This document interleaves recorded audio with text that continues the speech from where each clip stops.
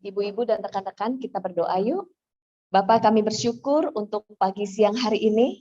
Kami bisa bersama-sama berkumpul di dalam hadirat-Mu, memuji dan menyembah Tuhan. Terima kasih Engkau hadir di tengah-tengah kami, Engkau menjumpai kami satu persatu, Engkau menguatkan yang lemah, Engkau memberikan semangat baru kepada setiap kami, Engkau memberikan pengharapan yang baru pada saat kami berkumpul memuji dan menyembah-Mu.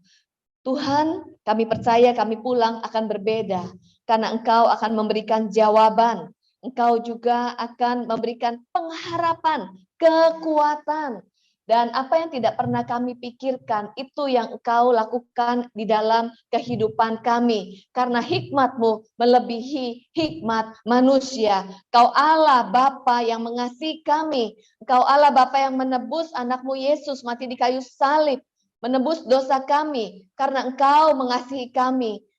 Kalau Engkau saja mengirimkan anak-Mu untuk mati di kayu salib, kami percaya Engkau tidak pernah meninggalkan kami. Di dalam situasi apapun dalam hidup kami, Engkau bersama dengan kami. Terima kasih Tuhan, terima kasih untuk hari ini kami bisa berkumpul bersama-sama. Berbicaralah pada setiap kami, urapi kami semuanya, urapi hamba-Mu yang akan menyampaikan kebenaran firman Tuhan. Dan segala kemuliaan hanya bagi nama-Mu. Mari kita semua yang siap menyambut firman Tuhan, kita bersama-sama katakan amin. Kita berikan tepuk tangan dan kemuliaan buat Tuhan. Shalom. Selamat pagi menjelang siang. Puji Tuhan, senang sekali bertemu dengan ibu-ibu dan teman-teman pada pagi siang hari ini. Saya percaya Tuhan hadir di tengah-tengah kita. Saya juga mengucapkan terima kasih untuk tim panitia dari Ladies Bible Class ya, yang telah mengundang dan mempercayakan saya untuk saya boleh berbagi pada pagi siang hari ini. Untuk Neng, kemudian Ibu Yerlia yang menghubungi saya, dan tim panitia, terima kasih untuk kepercayaan dan kesempatannya. Saya juga mau menyapa ada teman saya, Ibu Sani, saya panggilnya Sani, Cici dari Neng, saya biasa panggil Neng, kami kenal dari saya masih SMP, Neng masih SD, dan saya kenal dengan keluarga baik. Senang sekali ketemu lagi pada pagi siang hari ini. Salam ya buat Mami dan keluarga. Oke, topik yang akan saya sharingkan hari ini adalah wanita yang memiliki karakter Kristus. Kata orang kalau tidak kenal tidak sayang. Nama saya Iliana Widodo. Saya tinggal di Lipo Karawaci, Tangerang. Kemudian suami saya Pastor Erwin Widodo. Kami dipercayakan Tuhan mengembalakan di GBI OHCC di Lipo Karawaci. Kemudian kami dianugerahi 2 orang anak, Anselmo dan Arneta, usia 22 dan 17 tahun. Anselmo tinggal di Surabaya, bekerja, dan juga Arneta akan masuk kuliah di tahun ini. Kemudian juga saya dipercayakan Tuhan karena anugerah Tuhan menulis beberapa buku pemuritan untuk wanita, antara lain Future Women Discipleship. Mungkin dari antara ibu-ibu dan teman-teman ada yang udah pernah ketemu di Zoom ya, di kelas pemuritan. Senang sekali hari ini kita bertemu secara onsite. Oke, kita akan melihat firman Tuhan. Hari ini kita akan belajar dari kisah hidup Seres. Siapa yang pernah dengar nama Seres? Seres. Wow, nama yang jarang ya.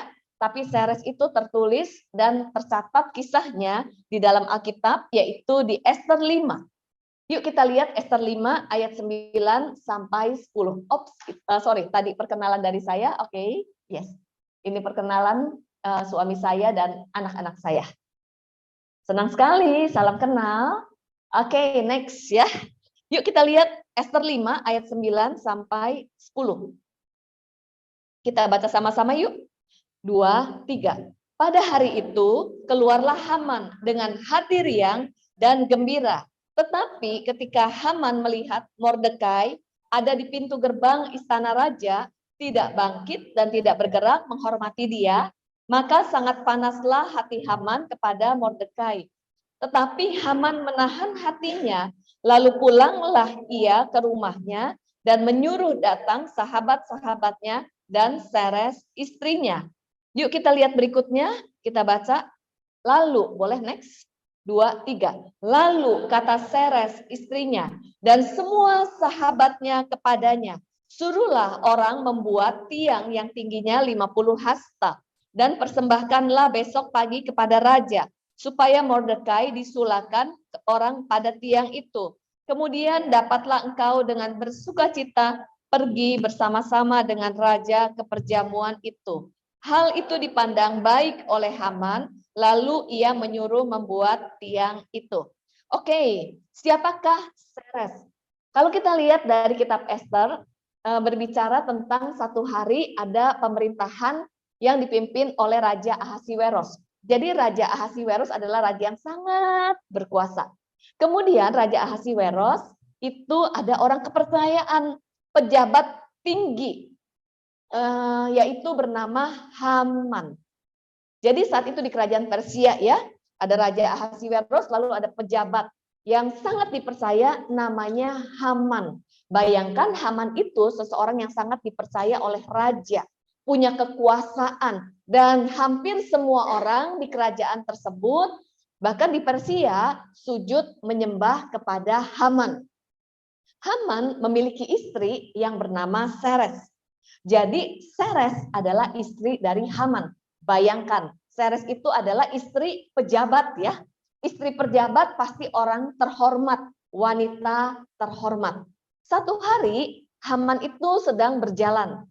Dan ketika Haman lagi berjalan, semua orang sujud menyembah dan hormat dan respect. Kecuali siapa? Ada satu orang yang tidak menghormati dia, namanya Mordekai. Cuman berapa orang? Satu orang dikatakan. Semua yang dilihat Haman respect dan hormat, hanya satu, yaitu Mordekai. Karena Mordekai, lalu hati Haman menjadi panas. Dia jadi marah. Ketika Haman panas jadi marah, dia pulang, lalu dia curhat. Curhat kepada siapa?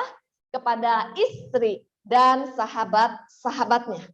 Kemudian istrinya memberi saran untuk membuat tiang gantung supaya apa? Mordekai digantung. Tapi apa yang terjadi? Kita lihat next. Ternyata yang terjadi, apakah Mordekai yang digantung? Kita baca sama-sama. Kemudian Haman disulahkan pada tiang yang didirikannya untuk Mordekai. Next, berikutnya kita baca. Raja pun menitahkan berbuat demikian. Menurut undang-undang itu dikeluarkan di Susan dan ke-10 anak Haman disulahkan orang. Kita lihat berikutnya. Oke, sebelumnya. Ada? Yes, coba. Sebelumnya, mundur. Oh, oke. Saya bacakan di sini ya, Ester 8 ayat 1 sampai 2. Pada hari itu juga Raja Ahasiweros mengaruniakan harta milik Haman seteru orang Yahudi kepada Ester sang ratu. Maka raja mencabut cincin materai yang diambil dari Haman, diserahkan kepada Mordekai, dan Mordekai diangkat oleh Ester menjadi kuasa atas harta milik Haman. Dan rencananya tiang yang dibuat itu adalah untuk menggantung Mordekai, tetapi akhirnya yang digantung adalah Haman.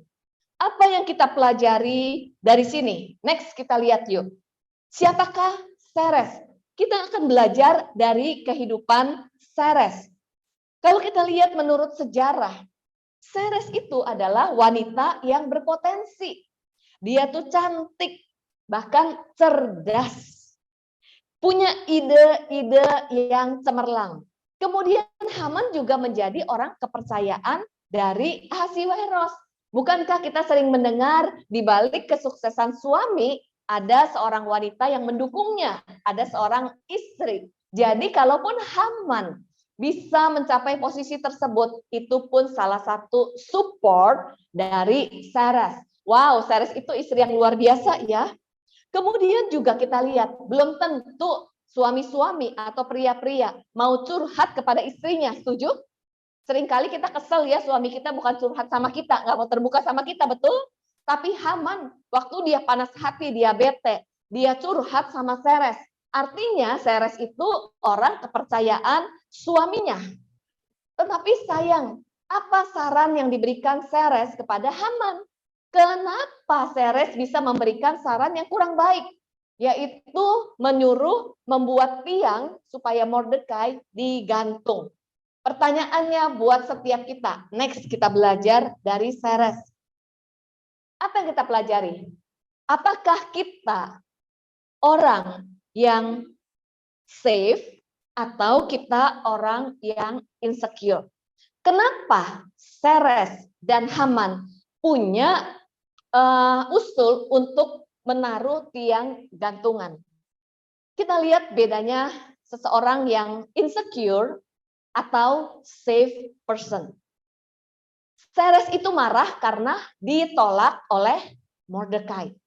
Seseorang yang insecure itu mudah merasa tertolak, gampang tersinggung, gampang baper. Coba tanya kiri kanan, gampang baper enggak? Gampang baper enggak? Coba bayangin saja. Iya, bayangin aja. Semua orang hormat kepada Haman. Berapa orang yang hormat? Semua. Hanya satu. Karena satu orang yang enggak hormat, lalu Haman lupa begitu banyak berkat dan kepercayaan yang sudah Tuhan berikan kepada Haman. Potensi, pengaruh, jabatan, berkat sudah diberikan. Hanya karena satu orang, matanya tertuju kepada satu orang, si Mordekai, yang dipikirin si Mordekai itu aja. Bukankah Tuhan sudah melakukan dan memberikan banyak dalam hidup kita? Anugerahnya, keselamatannya. Hanya karena satu orang yang mengecewakan kita, hanya karena satu doa mungkin yang belum dijawab, hanya karena satu ujian yang Tuhan izinkan datang dalam hidup kita melupakan 1000 kebaikan Tuhan, kita melupakan berkat-berkat yang sudah diberikan, kita hanya memikirkan satu masalah itu, dan kita menjadi susah hati. Dan itu mengganggu kehidupan kita. Bukankah seringkali kita mengalami hal itu, betul? Kemudian juga Haman insecure. Bayangkan, dia punya kekuasaan. Tapi dia takut insecure kepada Mordekai. Dia takut satu hari nanti Mordekai akan merebut kekuasaannya. Secara manusia, itu kan nggak ada bandingannya, betul? Nah, seseorang yang insecure, dia selalu menghitung apa yang dia tidak punya. Misalnya kalau tetangga ganti mobil baru, kita langsung mikir, kok dia udah ganti mobil baru, kok kita belum? Lalu mulai kita nyusahin suami kita, banding-bandingkan. Seseorang yang insecure, dia nggak bisa melihat bahwa Tuhan sudah menaruh potensi, keunikan, Tuhan punya rencana yang luar biasa. Tetapi seseorang yang insecure, dia selalu melihat orang lain, ingin memiliki milik orang lain, mudah iri hati, suka membanding-bandingkan diri dengan orang lain, ketika iri hati, dan akhirnya bergosip, ngomongin orang lain, seperti Haman, kemudian Seres dan teman-temannya ngomongin si Mordekai. Bukannya berfokus dengan apa yang sudah Tuhan taruh dalam hidupnya dan mengerjakan yang terbaik dan berkarya bagi Tuhan, tetapi ngomongin si Mordekai. Bukankah seringkali kita juga sering terganggu dengan hal-hal tersebut?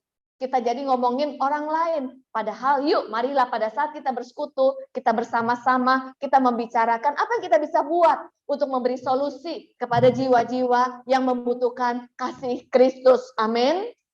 Kita nggak bisa mengubah orang lain di sekitar kita. Seseorang yang insecure, dia sangat terpengaruh dengan apa kata orang, dengan omongan orang, dengan perilaku orang. Mungkin orang lain ada banyak yang bisa berperilaku negatif, merendahkan kita, melukai kita, memfitnah kita, ngomongin kita, menyakiti kita. Itu semua di luar kontrol. Kita nggak bisa ubah orang lain. Tetapi kita punya kekuatan untuk menentukan kita mau move on atau kita terpengaruh dengan orang lain. Amin. Kita pasti bisa move on karena kita punya Tuhan yang bersama dengan kita. Kita berikan kemuliaan buat Tuhan yuk. Haman bukannya move on, tapi dia capek hati hanya karena Mordekai. Seringkali kita capek hati karena orang lain. Ini adalah ciri-ciri seseorang yang insecure. Kemudian juga seseorang yang insecure, dia tuh gampang merasa tertolak. Seperti si Haman tertolak oleh Mordekai. Orang yang insecure sulit untuk menerima diri sendiri. Dia nggak bisa menerima diri sendiri. Nah, ciri-ciri orang yang bisa menerima diri sendiri atau safe person. Dia tahu kelebihannya, dia tahu kekurangannya. Kalaupun dia tahu kekurangannya, dia tahu kapan minta bantuan, kapan bisa berkolaborasi, dan dia bisa bekerja sama dengan orang lain untuk menjadi tim yang kuat. Tetapi seseorang yang nggak bisa menerima dirinya, dia malu dengan dirinya. Kalau ada kekurangannya, dia nggak bisa terima. Dia juga sulit bekerja sama dengan orang lain, dan dia lebih memilih mengisolasi diri daripada bekerja sama dengan orang lain. Nah, seseorang yang dia bisa menerima dirinya, dibilang, wow kamu cantik, puji Tuhan, terima kasih. Kan kita putri-putri Allah, kita cantik, betul? Yang insecure kalau dibilang kamu cantik, enggak cantik. Bukankah kita bangga menjadi anak Tuhan? Kemudian kalau kita bisa menerima diri kita sendiri, kita pasti bisa menerima orang lain dengan kelebihan dan kekurangan. Banyak di antara kita nggak bisa menerima orang lain, lihat kelebihan orang lain, iri.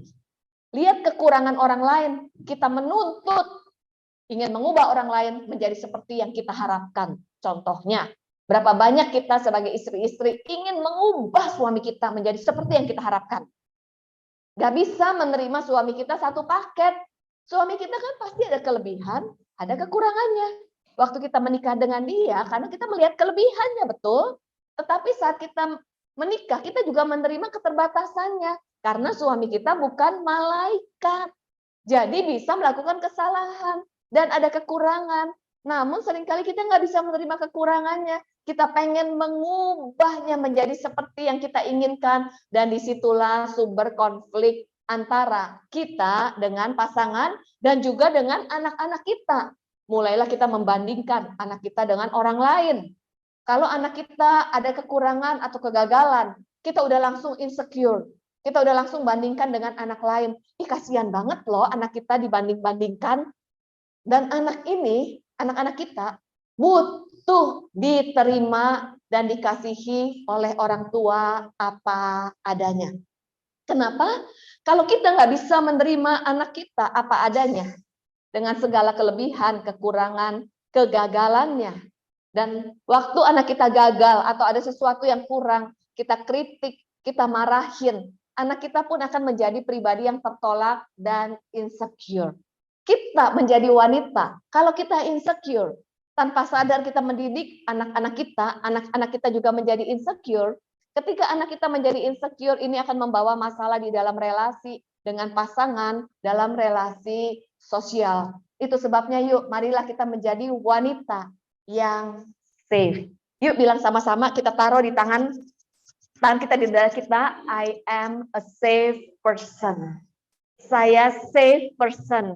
Pribadi yang aman.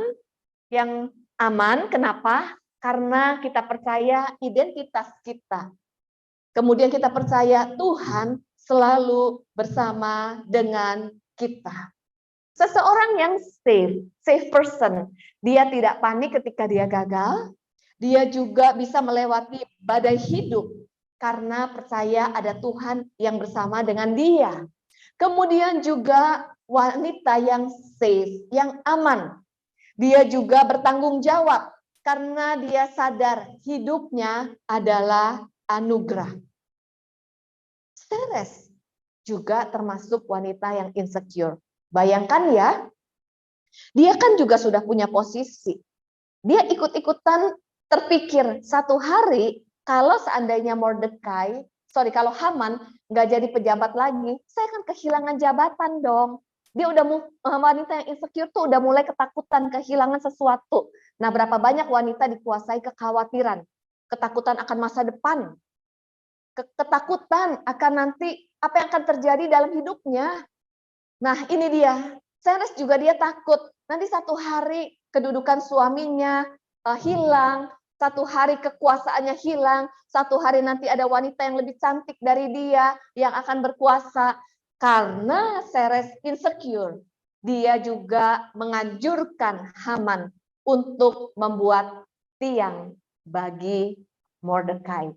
Yuk, wanita yang memiliki karakter Kristus, itu adalah wanita yang safe, wanita yang aman, yang membangun identitas dirinya di dalam pribadi Kristus. Tidak membanding-bandingkan hidupnya, dirinya dengan orang lain. Wanita juga yang aman, dia sadar dirinya berharga.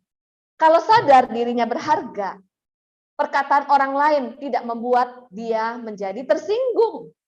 Karena tidak terpengaruh dengan perkataan dan perilaku orang lain. Yuk, marilah kita punya komitmen.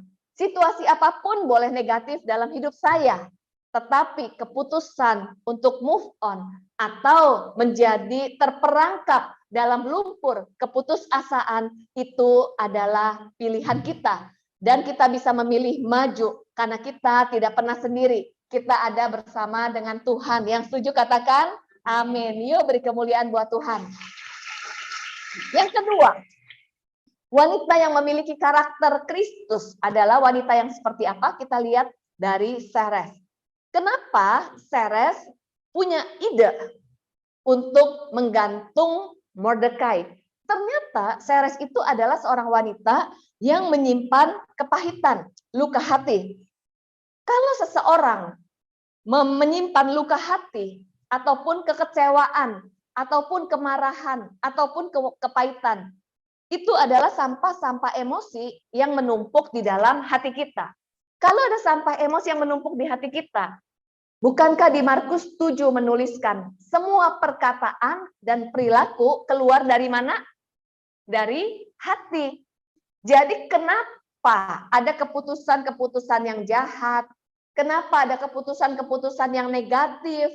Kenapa ada perkataan yang memaki, gampang marah, suka kritik? Itu semua bersumber dari hati. Ibu-ibu dan teman-teman ingat cerita tentang Ratu Wasti? Ingat ya? Waktu itu kan Ratu Wasti mengadakan perjamuan. Lalu dipanggil oleh Raja Ahasiweros. Kemudian Ratu Wasti apa? Menolak ya. Ketika Ratu Wasti menolak, kemudian para pemimpin berkumpul membicarakan apa yang perlu dilakukan kepada Ratu Wasti. Dan ternyata Ratu Wasti itu diusulkan untuk dicopot jabatannya. Pemimpin-pemimpin yang berkumpul, itu salah satunya adalah memakai nama samaran, itu adalah Haman. Dan Haman mendapat saran dari Seres. Kenapa Seres menyarankan suaminya supaya mencopot Ratu Wasti? Karena Seres marah, dendam kepada Ratu Wasti, karena waktu Ratu Wasti mengadakan perjamuan, dia enggak diundang. Ada nggak di antara kita lupa diundang, langsung ngambek, nggak mau ke gereja lagi, nggak mau persekutuan lagi. Baru lupa disalamin sama asyirnya, pindah gereja. Lupa WhatsApp, lupa dibales, langsung tersinggung dan marah dan sakit hati. Kalau kita menyimpan luka atau sakit hati, tanpa disadari perkataan kita akan melukai orang lain, melukai suami, dan juga melukai anak-anak kita. Kenapa seringkali ada konflik suami istri, kemudian istri dengan anak-anak, mertua dengan menantu? Bisa jadi karena di hati kita ada banyak sampah, kemarahan, kekecewaan yang enggak dibersihkan. Selama sampah ini masih menumpuk di hati kita, itu akan terpancar melalui perkataan, keputusan, dan tingkah laku. Orang yang terluka dalam hidupnya itu akan melukai orang lain. Dalam hidup kita memiliki banyak pengalaman positif dan negatif dari kecil sampai hari ini. Dari pengalaman-pengalaman negatif, kita bisa marah, kita bisa terluka, kita bisa kecewa. Itu wajar karena kita punya perasaan. Tetapi seringkali kemarahan, kekecewaan, kesedihan itu tersimpan. Dan selama kemarahan, kekecewaan, kesedihan tersimpan, itu akan kita bawa seumur hidup menjadi bagasi emosi kita bawa, dan panen rayanya di usia 60 tahun ke atas. Di usia 60 tahun ke atas, kita ini mestinya semakin dewasa dan semakin bijak. Tetapi bukankah banyak yang semakin usia, semakin senior, yang mestinya semakin berhikmat, semakin sering ngomel-ngomel, marah-marah, hidup di dalam penyesalan, menjadi seperti anak kecil. Itu karena apa? Bitterness, karena luka dan sampah itu dibawa seumur hidup. Dan kalau ini tersimpan di hati kita nggak bisa berpikir jernih, nggak bisa mengambil keputusan dengan baik, dan disitulah kemarahan, kekecewaan yang membuat Seres memberikan inputan dan saran-saran yang negatif kepada suaminya. Itu sebabnya kalau kita punya kekesalan dan kemarahan, mau nggak mau kita harus melepaskan pengampunan supaya kita memiliki karakter Kristus. Amin. Mungkin juga kemarahan kepada suami yang menumpuk. Kemudian yang ketiga, kita belajar apa lagi dari dari Seres? Pengaruh yang kita berikan adalah pengaruh yang seperti apa? Seres adalah wanita yang memberikan pengaruh yang buruk kepada suaminya. Kita cek yuk, kita ini mama atau istri yang memberikan pengaruh yang baik kepada suami atau membuat suami stres. Kehadiran kita di rumah membuat rumah jadi tentram, atau kalau kita ada di rumah, satu rumah jadi tertekan dan stres. Karena atmosfer kita mendatangkan situasi yang stres untuk orang-orang yang ada di rumah. Nah, nggak heran kalau anak-anak dan pasangan nggak betah di rumah. Karena begitu sampai di rumah, suasananya tuh nggak enak. Yuk kita lihat nih, ada berbagai contoh istri-istri yang mempengaruhi suaminya yang kurang sehat yang ada di dalam Alkitab. Kita lihat di sini, Ribka. Ribka adalah seorang istri yang apa? Diam-diam mengambil keputusan sendiri tanpa sepengetahuan suaminya. Bukankah Tuhan berfirman, kita sebagai istri menjadi penolong, bukan mengambil keputusan sendiri. Lalu ada lagi Herodias di dalam Alkitab, istri yang tukang kontrol, remote control, mengontrol suami lewat anak-anak. Kepengen suami berubah tapi lewat anak-anak. Nggak disetujui suami, minta anak-anak supaya suami jadi setuju. Pernah nggak kita begitu? Bilang dong sama papi dong, bilang dong sama papi. Kita mengontrol anak kita supaya mendapatkan yang kita inginkan. Itu adalah contoh Herodias. Kemudian Isabel take over tugas suami. Kemudian juga Sarah istrinya mempengaruhi untuk keputusan-keputusan yang negatif. Seringkali kita mengkritik suami. Nah, ibu-ibu, bagi suami, input atau masukan dari istri yang tidak diminta di telinga suami itu seperti dikritik loh. Itu membuat suami merasa tidak berharga. Itu sebabnya yuk, marilah menjadi wanita yang memberi pengaruh yang positif, baik di rumah, kepada suami, kepada anak-anak, dan juga kepada teman-teman di satu komunitas. Nah, boleh tanya kiri dan kanan, apakah saya memberi pengaruh yang baik kepada hidup Anda? Pengaruh yang baik. Apakah saya safe person atau toxic person? Toxic person. Toxic person itu ya, kita lihat ya, suka controlling, ingin mengontrol segala sesuatu. Kenapa seseorang suka kontrol? Sebenarnya dia adalah orang yang minder. Dia ingin diakui, dia ingin dihargai, maka dia suka mengontrol. Kita lihat toxic person, bad influence ya, persecutor, abuse, suka menghakimi, suka menuding orang lain, arogan, narsis. Narsis merasa diri paling benar. Nah, yuk kita jadi wanita jangan merasa diri paling benar. Satu rumah, saya sering ditegur sama anak saya. Mama nih ya selalu aja merasa paling benar. Semua di rumah disalahin melulu. Nah, itu narsis loh. Merasa diri paling benar. Kemudian toxic person adalah juga yang ini, menggosip. menggosip, memanipulasi, memanfaatkan. Lalu apa bedanya dengan safe person? Tadi kan kita udah bahas safe person ya, yang memberikan pengaruh yang baik. Marilah di dalam satu komunitas ini kita menjadi wanita yang menolong satu dengan yang lain untuk semakin mendekat kepada Tuhan. Amin. Kemudian juga mendorong teman-temannya untuk menjadi versi yang terbaik yang seperti Tuhan inginkan. Bukan memaksa temannya menjadi seperti yang saya inginkan. Contoh ya. Kan saya sering pelayanan konseling. Dulu kalau orang konseling sama saya, lalu saya kasih nasihat, terus orang itu nggak melakukan nasihat saya. Saya ngambek loh. Bener. Terus saya mikir gini, ngapain dia konseling sama saya? Udah dikasih tahu nggak dikerjain. Pernah nggak ada orang minta pendapat kita, lalu kita kasih pendapat, kita kasih nasihat, terus nggak dilakukan, kitanya ngambek? Pernah? Oke, nggak apa-apa. Terima kasih untuk kejujurannya. Terus udah gitu, pernah nggak orang lain melakukan sesuatu yang kita nggak suka, tapi dia lakukan? Pernah nggak? Nah, kalau kita lihat dia seperti itu, apa perasaan kita? Kesel ya, marah ya? Atau anak kita mengambil keputusan sendiri yang tidak sesuai dengan kita inginkan, kita marah nggak?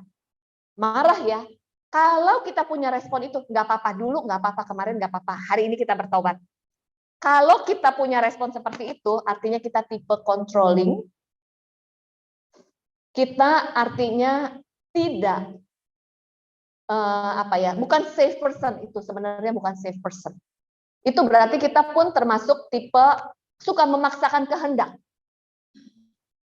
Dan seseorang yang safe person itu mengizinkan orang lain mengambil keputusan yang terbaik untuk dirinya sendiri, walaupun nggak sesuai dengan keinginan kita. Karena yang terjadi dalam hidup mereka, biarlah kehendak Tuhan, bukan kehendak kita. Ini adalah safe person, mendorong seseorang untuk menjadi versi yang terbaik seperti yang Tuhan ciptakan. Safe person juga adalah seseorang yang bisa mendengarkan dengan baik, mendengarkan dengan empati. Seringkali saya mendengar ibu-ibu tuh bilang, kenapa ya anak saya nggak mau terbuka sama saya? Wah, ini pergumulan kita ya, anak nggak mau terbuka. Tapi setelah saya cek juga ya, kenapa anak saya nggak mau terbuka sama saya? Dia bilang, karena kalau ngomong sama mama, baru ngomong 2 kalimat udah diocehin. Gitu. Jadi, baru ngomong sesuatu, cuman pengen curhat, langsung udah dinasehatin. Kalau kita cepat-cepat memberi nasihat kepada anak-anak, anak merasa kita yang benar, dia salah lagi, dia salah lagi, dia salah lagi. Kalau kita suka menasehati, cenderung cepat menasehati, bukan jadi pendengar, anak merasa dikritik. Anak merasa dikritik, ketika anak merasa dikritik, di dalam hatinya itu akan muncul inner kritik sepanjang hidup yang akan bilang, kamu salah, kamu nggak bisa, kamu nggak bisa, kamu nggak bisa. Dan dia akan tumbuh menjadi anak yang insecure juga loh. Anak yang insecure juga akan melukai orang lain. Jadi, ketika kita menjadi pendengar yang baik, coba bayangin, kita jadi pendengar yang baik itu powerful banget loh. Dan itu kita menjadi pendengar, itu bisa menyembuhkan. Tadi saya sharing ya, kalau dalam hati seseorang punya banyak sampah emosi, itu kan banyak terpendam. Selama terpendam, itu akan terbawa sepanjang hidup. Bagaimanakah cara membersihkannya? Pengen tahu cara membersihkan supaya nggak ke bawah sampai 60 tahun ke atas? Pengen tahu ya caranya ya? Caranya adalah, saya pernah belajar sertifikasi trauma healing, bagaimana menolong pertolongan pertama bagi orang-orang yang trauma. Sebenarnya mudah, yaitu ketika orang yang trauma punya luka, punya kemarahan, punya kesedihan, punya pengalaman negatif, dia bercerita kepada seseorang, lalu orang yang mendengarkan, dia mendengarkan dengan empati, tidak menghakimi, tidak mengkritik, lalu tidak ember atau menjadi empang atau samudra. Tapi mendengarkan aja, jangan dikritik. Ketika seseorang bercerita, lalu kita mendengarkan, dia itu sedang membuang sampah emosinya, dan sampah emosinya menjadi semakin bersih di dalam hatinya. Tetapi kenapa banyak orang stres dan depresi dan akhirnya perilakunya negatif, sulit menghasilkan karakter Kristus? Karena ternyata susah mencari safe person yang bisa mendengarkan dengan empati. Kenapa? Ketika bercerita langsung dinasehati, dihakimi, dibilang kamu kurang doa ya, langsung dinasehati dan langsung ember satu gereja jadi tahu semuanya, itu enggak safe. Jadi yuk pada saat saling bercerita, the power of others, Yakobus 5 ayat 16, itu akan menyembuhkan dan memulihkan. Yuk bilang kiri kanan, yuk marilah kita saling menjadi safe person ya. Biarlah komunitas ini menjadi safe support system. Amin. Safe support system. Next, berikutnya. Yang keempat adalah, yuk marilah menjadi wanita yang responsif, bukan reaktif. Saya senang banget perbedaan reaktif dan responsif. Reaktif itu adalah mungkin kita mengalami pengalaman negatif, kita bisa marah, kita bisa kecewa, kita bisa sedih, takut, cemas. Sekali lagi perasaan kita bukanlah hal yang salah, tapi wanita yang reaktif keputusannya didorong oleh kemarahan, keputusannya didorong oleh kekecewaan, keputusannya didorong oleh ketakutan dan keputusasaan. Tapi wanita yang responsif, dia bisa marah, tetap bisa marah, kecewa, sedih, tapi mengelola emosinya, mengampuni, berpikir jernih, mengambil keputusan sesuai dengan firman Tuhan. Marilah kita menjadi wanita yang responsif. Yuk tepuk tangan buat Tuhan. Dan bagaimana caranya? Video boleh disiapkan ya, next. Mau nggak mau? Untuk kita bisa menjadi wanita yang memiliki karakter Kristus, wanita yang safe, pulih dari insecure, pulih dari bitterness, dan kita bisa memberikan influence yang baik. Bagaimana caranya? Next, yuk. Next ya. Mau nggak mau kita membutuhkan Tuhan. Kita membutuhkan Kristus dan Roh Kudus yang bekerja di dalam kehidupan kita. Maka setiap hari kita perlu berserah. Setiap kali Tuhan ingatkan sesuatu, kita datang sama Tuhan, bertobat, lalu kita berserah, minta kekuatan supaya kita bisa berubah. Karena kita pasti nggak bisa dengan kekuatan kita sendiri. Tinggallah di dalam Kristus. Puji Tuhan, ada komunitas dan ada persekutuan. Dan inilah tempat untuk kita saling menguatkan. Amin. Kemudian takutlah kepada siapa? Takutlah kepada Tuhan, bukan takut kepada manusia. Salah satu ciri insecure adalah susah berkata tidak. Ada nggak di sini yang susah berkata tidak atau sungkan? Susah berkata tidak atau sungkan, susah bilang no, ikut-ikutan orang. Ada sesuatu yang nggak baik, tapi nggak berani berdiri di atas kebenaran. Kalau kita menjadi wanita atau orang yang susah berkata tidak, itu sebenarnya adalah ciri-ciri kita juga insecure. Kenapa kita susah berkata tidak? Karena kita takut orang lain marah, kita takut ditolak, kita takut tidak dihargai, kita takut tidak populer, kita pengen disukai, maka kita sulit berkata tidak, sulit berdiri di atas kebenaran, dan cenderung ikut-ikutan arus. Kalau kita cenderung ikut-ikutan arus, yang kita senangkan bukan Tuhan, tapi yang kita senangkan adalah manusia dan diri kita sendiri. Dan diri kita sendiri. Yuk, marilah kita menjadi pribadi yang takut akan Tuhan. Yang berikutnya, secara emosional. Mau nggak mau, untuk kita menjadi wanita yang safe dan yang pulih, boleh next? Adalah kita harus melepaskan pengampunan. Kalau Tuhan ingatkan siapapun yang pernah membuat kita kesal, marah, kecewa, supaya tidak menumpuk di hati kita dan menjadi sampah yang membuat hidup kita menjadi toksik, tidak memiliki karakter Kristus, sulit menghasilkan buah yang manis, yang kita hasilkan bukan buah roh, tapi buah yang pahit, buah yang asem, buah yang kurang sehat, yang membusuk. Nah, itu semua bersumber dari hati. Yuk, lepaskan pengampunan. Dan next berikutnya, kita lihat, marilah kita memiliki komunitas Jangan pernah sendiri. Semakin seseorang sendiri, dia akan semakin depresi, dia akan semakin stres. Ketika orang depresi dan stres, dia memanifestasikan perilaku-perilaku buruk. Dan pada saat kita berkomunitas, yuk marilah di dalam komunitas yang positif, yang safe support system. Saya percaya komunitas ini adalah komunitas yang positif, komunitas yang aman, komunitas yang saling membangun, yang mendorong untuk semuanya bertumbuh di dalam Kristus. Yang setuju kita berikan kemuliaan buat Tuhan. Amin. Dan pada saat kita bertumbuh, next, kita lihat berikutnya, video disiapkan ya. Warisan apa yang kita mau wariskan kepada generasi? Warisan apa yang kita mau wariskan kepada dunia? Next, kita lihat. Di sini bagus banget. Apabila wanita pulih, apabila wanita sembuh, menjadi wanita yang secure, yang safe, wanita yang sehat secara emosi, maka dia bukan saja memulihkan dirinya, dia memulihkan anak dari anaknya. Dan sebuah buku bagus banget menuliskan seperti ini. Kalau ingin mengubah sebuah bangsa, ajaklah para wanita untuk belajar. Kenapa? Kalau wanita belajar, bukan hanya dirinya yang pulih, tapi keluarganya yang bangkit. Dan kalau wanita bangkit, bukan saja memulihkan anak-anak kita, tetapi memulihkan generasi dan memulihkan bangsa. Jadi marilah jangan pernah menyerah, terus maju di dalam Tuhan. Yang setuju sekali lagi kita berikan kemuliaan buat Tuhan. Saya akan tutup dengan satu video. Yuk kita lihat video ini sama-sama dan kita nanti akan berdoa. Boleh pemain musik? Saya minta pemain musik. Yes.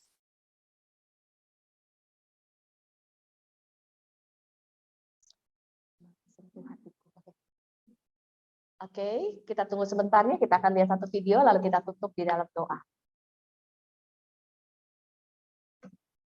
Yuk kita ambil waktu untuk saat teduh ya. Kita ambil waktu saat teduh dan kita akan lihat sebuah video. Yes.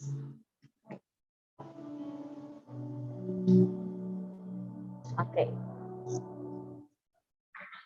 Kita lihat video ini ya. Mungkin boleh dari awal. Oke. Dari awal boleh?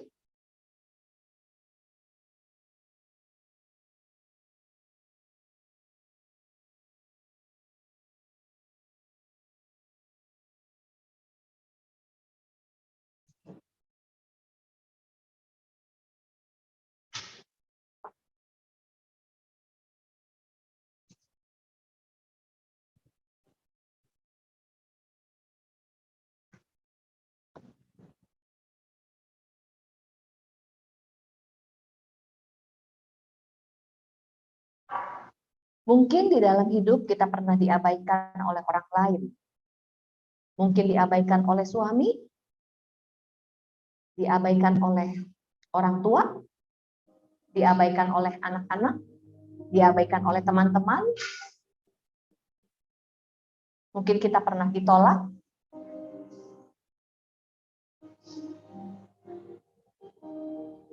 Mungkin pernah ada orang yang membenci kita, melukai kita, memfitnah kita, membuli kita.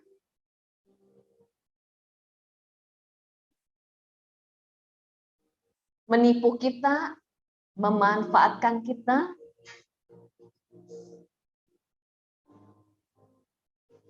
Tidak menghargai kita. Merusak kepercayaan kita. Kita pernah dikhianati, dikecewakan.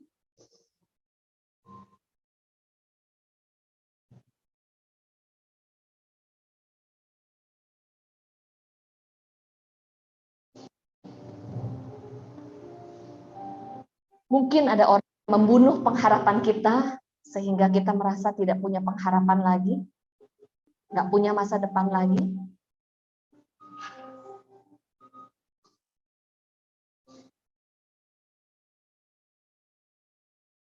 Mungkin ada yang pernah merampas sesuatu yang berharga dalam hidup kita.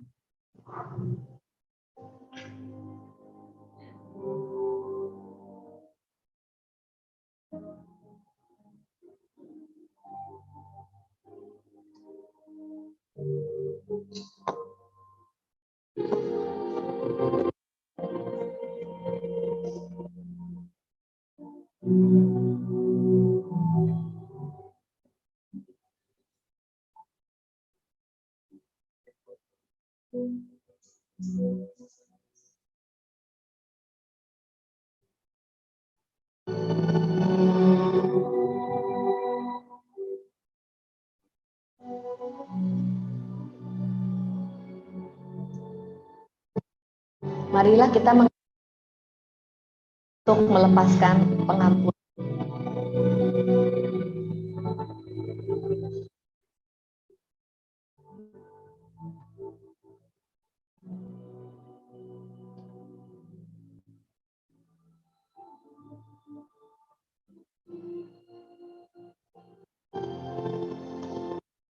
Pernah menjadi ketika kita masih menyimpan luka sampai kita benar melepaskan pengampunan.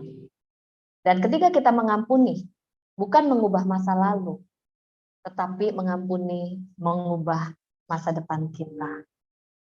Yuk, saya mengundang ibu-ibu dan teman-teman bangkit berdiri. Saya minta bantuan worship leader. Kita sama-sama naikkan pujian yang akan menjadi doa kita. Kita taruh tangan kita di hati kita. Kita minta anugerah Tuhan yang akan menyentuh, mengubahkan hati kita. Boleh nyanyi yuk, Bapak sentuh hatiku. Kita naikkan pujian, Bapak sentuh hatiku.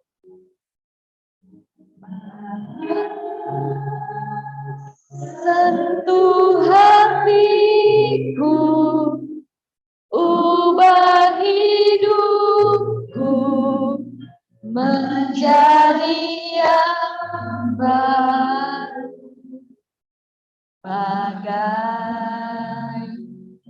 emas yang murni.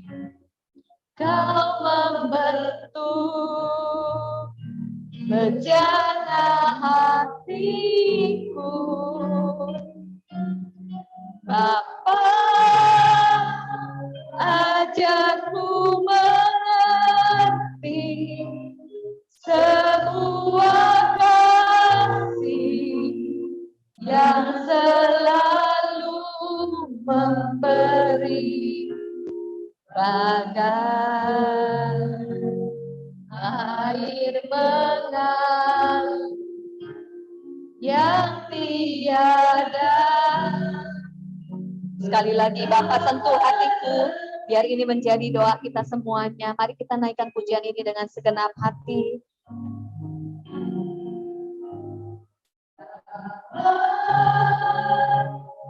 Sentuh hatiku, ubah hidupku menjadi ya.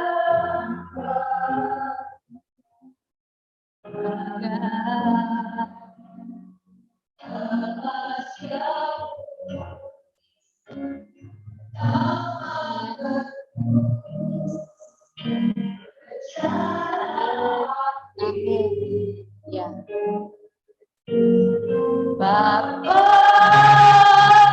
ajarku mengerti sebuah kasih yang selalu memberi,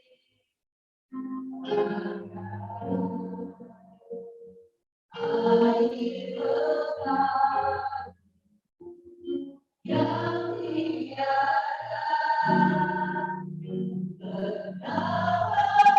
Biar musik menaikkan pujian ini, kita berdoa. Yuk kita taruh tangan kita di hati kita. Hari ini, apa yang membuat hidup kita mungkin stagnasi dan sulit mengalami terobosan? Kita ingin berubah, ingin memiliki karakter Kristus, tapi sulit dan jatuh bangun. Dan tanpa sadar kehidupan kita melukai orang-orang yang kita kasihi di rumah, pada suami dan anak-anak, atau siapapun. Mungkin karena kita masih menyimpan ketidakpengampunan, atau kita menjadi pribadi yang insecure. Percayalah, kita bisa menang. Karena roh Tuhan ada pada kita, dan kita adalah anaknya. Kita bisa pulih. Relakan hati kita, relakan menyerahkannya kepada Tuhan setiap hari. Hari ini kalau Tuhan ingatkan, kita perlu mengampuni. Mungkin itu pasangan, orang tua, anak, atau rekan-rekan, atau saudara. Yuk, kita lepaskan pengampunan, kita berdoa. Katakan, Tuhan, saya mau mengampuni, sebutkan namanya.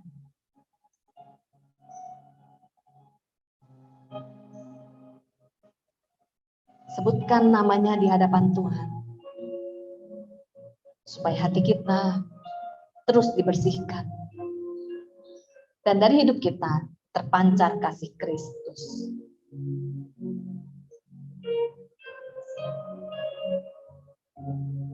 Mungkin kita juga insecure, kita punya kekhawatiran, ketakutan akan masa depan, akan kehidupan, akan anak-anak kita, akan pasangan kita, akan keluarga.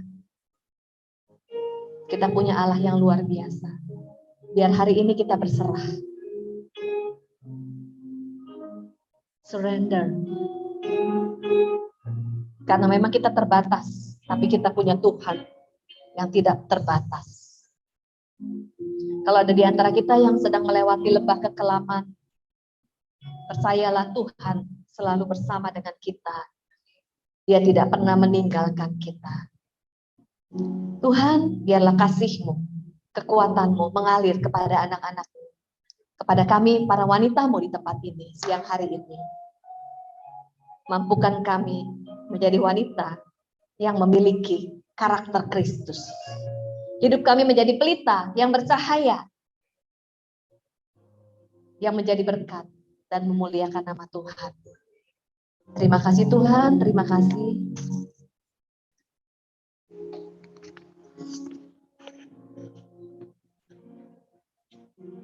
Terima kasih Ibu. Biar semua kita menjadi karakter bangsa Kristus ya. Terima kasih Tuhan. Terima kasih Tuhan. Firman-Mu yang menguatkan setiap hidup. Biar Tuhan Kau yang mengubahkan setiap kami.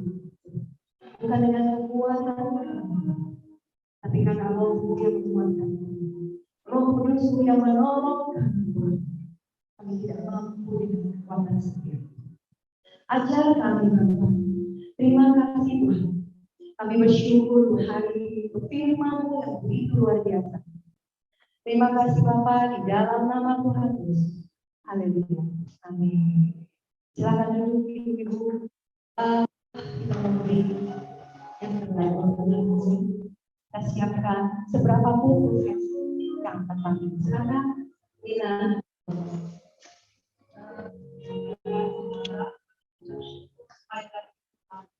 Untuk firman Allah biar kami bisa menjadi wanita-wanita yang spiritual. Kami bisa memberikan dampak yang positif dalam kehidupan.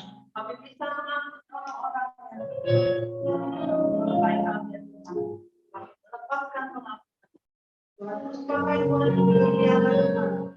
Kemuliaan nama Tuhan yang baru setiap hari kepada Tuhan. Kita kami mau memberikan kita cuma persembahan Tuhan. Jadi kita menjadi kemuliaan nama Tuhan.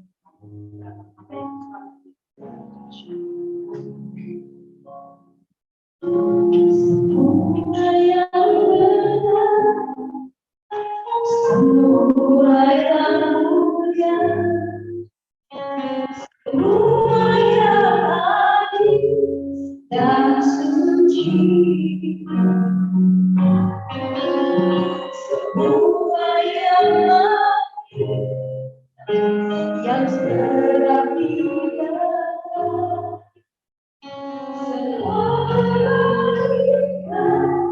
yang patut dipuji,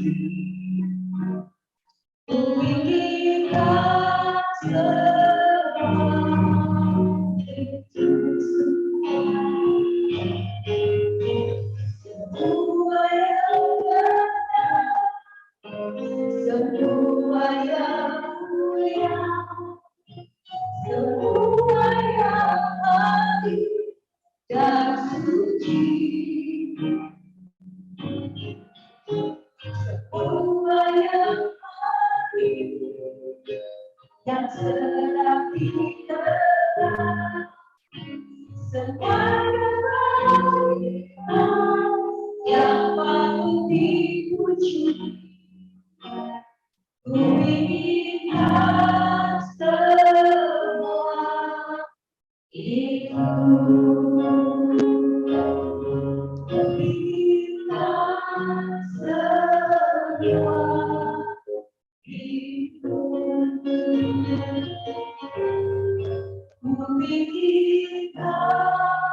Terima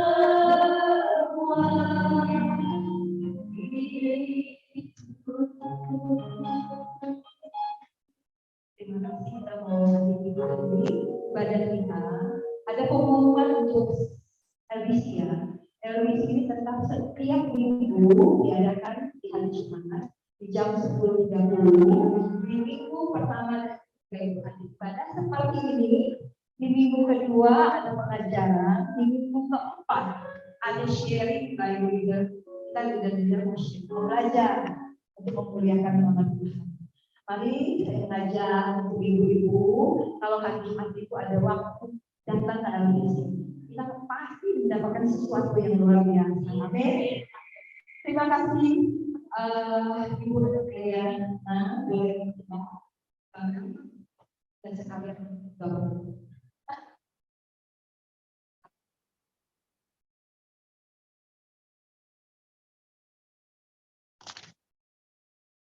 Yuk. Saya mengundang ibu-ibu dan teman-teman bisa bangkit berdiri.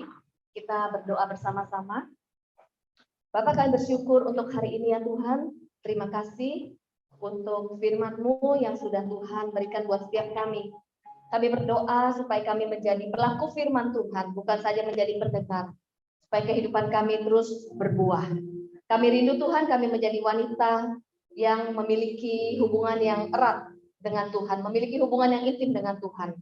Biarlah kami juga wanita yang mengenali keunikan dan bisa berjalan di dalam panggilan ilahi, bisa berkarya untuk menjadi berkat dan memenangkan jiwa bagi orang-orang yang membutuhkan. Dan terus kami juga berproses mengintrospeksi diri, refleksi hati kami, supaya kami memiliki hati yang merdeka, hati yang terus dipulihkan, sehingga melalui hati kehidupan kami terpancar kasih Kristus.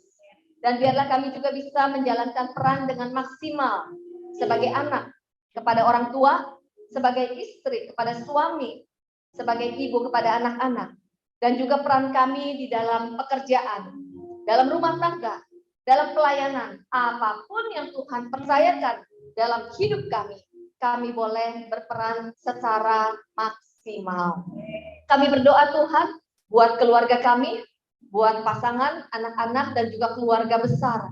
Kami berdoa, kami tahu kami sebagai wanita, kami terbatas. Kami tidak bisa menjaga anak-anak kami 24 jam. Kami nggak bisa mengontrol keluarga kami 24 jam. Itu sebabnya saat ini kami merendahkan hati, kami memohon anugerah-Mu, perlindungan-Mu untuk keluarga besar kami.